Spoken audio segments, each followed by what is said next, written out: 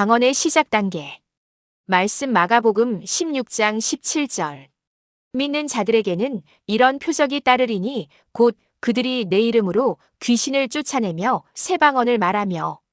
방언은 성경적으로 예수님의 약속이자 성령의 역사로 시작된 은사입니다. 방언의 시작은 오순절날 마가 다락방 사건으로 알려져 있습니다. 사도행전에 기록된 대로 제자들이 성령의 충만함을 받고 성령이 말하게 하심을 따라 다른 언어로 말하기 시작한 역사적인 사건입니다. 그러나 방언에 대한 약속은 이미 예수님께서 먼저 하셨습니다.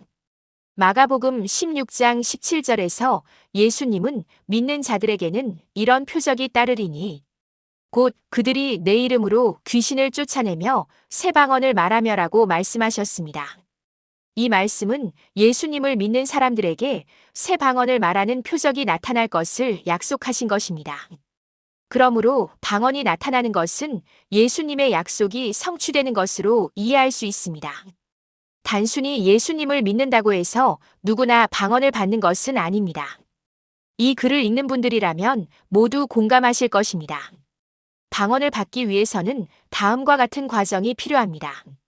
예수님을 구주로 영접하고 하나님의 자녀가 되어야 합니다. 하나님의 말씀인 성경을 온전히 신뢰하고 예수님이 행하신 모든 것을 믿어야 합니다. 기도 생활을 통해 성령 충만함을 유지해야 합니다. 의는 이전 영상 방언과 은사의 관계에서 설명했듯이 성령 충만함이 필수적이기 때문입니다. 방언에 대한 간절한 사모함이 있어야 합니다. 이러한 과정을 바탕으로 실제로 방언을 받아야 합니다. 방언을 받게 되는 경우는 성경에서 다양하게 나타납니다. 오순절 마가 다락방 사도행전 2장에서 성령이 강림하자 제자들이 방언을 말하기 시작했습니다. 이때의 방언은 당시 모인 사람들이 각자 자기 나라의 언어로 알아들을 수 있는 실제 외국어였습니다.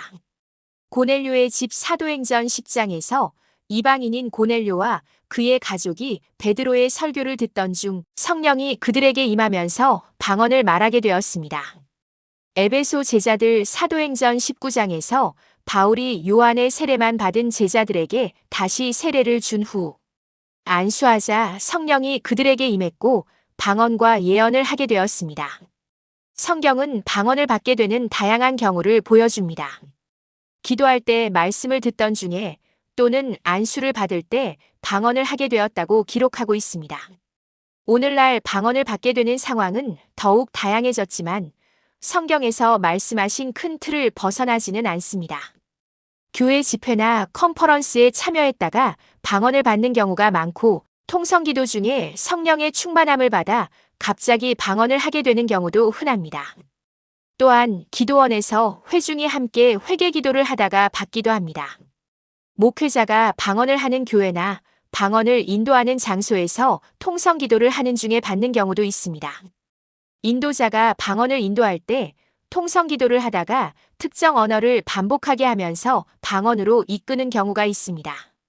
예를 들어 할렐루야를 반복시키면 랄랄랄 또는 루루루와 같은 방언으로 시작하는 경우가 많습니다. 또한 인도자가 주여, 주여를 반복시키면 저저저나 지지지 같은 방언이 나오기도 합니다. 이 외에도 두두두, 크크크, 어어, 으으 등 다양한 단음 방언들이 있습니다.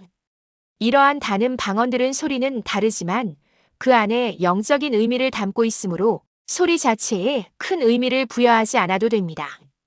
어떤 분들은 기도할 때 소리만 흉내내는 경우가 있는데 이러한 기도는 방언이 아니라 단순한 모방입니다. 단음으로 하는 방언 기도라 할지라도 그 안에는 영적인 의미가 담겨 있어 통변이 가능합니다.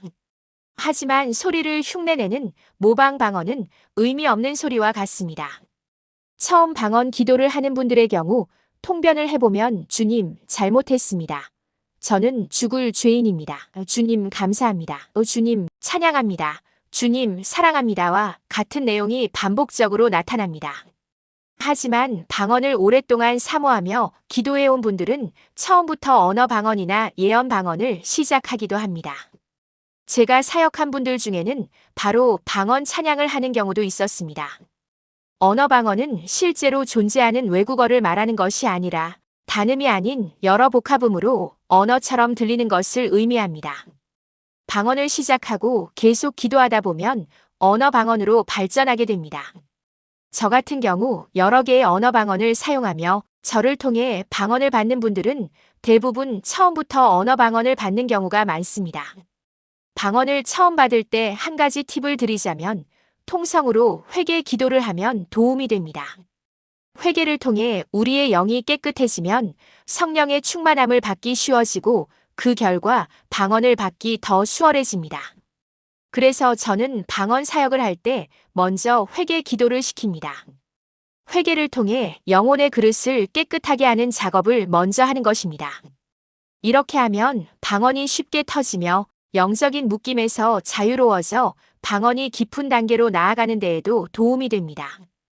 회개하지 않은 영적인 상태에서 방언을 하게 되면 묶임이 있어 방언하는 당사자도 힘들어하고 방언의 영적인 상태도 좋지 못합니다. 방언 기도를 받은 후 혼자서 그 기도를 유지하기란 어려울 수 있습니다. 그래서 주위 사람들의 도움을 받는 것을 권합니다. 저 또한 처음 방언을 받고 난 후 집에서 혼자 하려고 했을 때 잘 나오지 않아 방언 은사가 사라진 것은 아닐까 걱정했던 기억이 있습니다. 또한 제가 사역해드렸던 분들 중에서도 집에서는 잘 되지 않았다는 이야기를 종종 들었습니다. 방언 기도를 받은 직후에는 기름 부음이 있는 장소에서 함께 방언 기도하는 것을 권합니다. 몇 번 하게 되면 집에서도 혼자서 방언 기도를 하는데 어려움이 없게 됩니다. 주변이 영적으로 묶여 있으면 방언이 나오지 않는 경우도 있습니다. 제가 아는 한 청년은 저를 통해 언어 방언을 받은 지 얼마 되지 않았으나 어려움 없이 방언 기도를 했습니다. 하지만 독일에 간 뒤로는 방언이 나오지 않는다고 했습니다. 그가 다니는 학교의 다양한 종교로 인해 영적으로 좋은 상황이 아니었기 때문입니다. 그가 너무 눌려있음을 알게 되어 독일에서는 방언 기도를 하기가 힘들다는 것을 알게 되었습니다. 방언을 한 지 얼마 되지 않아 미숙한 점이 많은 것도 영향을 주었습니다. 그래서 저는 그 청년에게 한국에 오면 다시 괜찮아질 테니 염려하지 말라고 위로해 주기도 했습니다. 방언은 처음 받고 익숙해질 때까지는 주위의 도움을 받고 방언 기도를 하는 분과 함께하는 것을 권합니다. 다른 주제로 다음 영상에서 뵙겠습니다.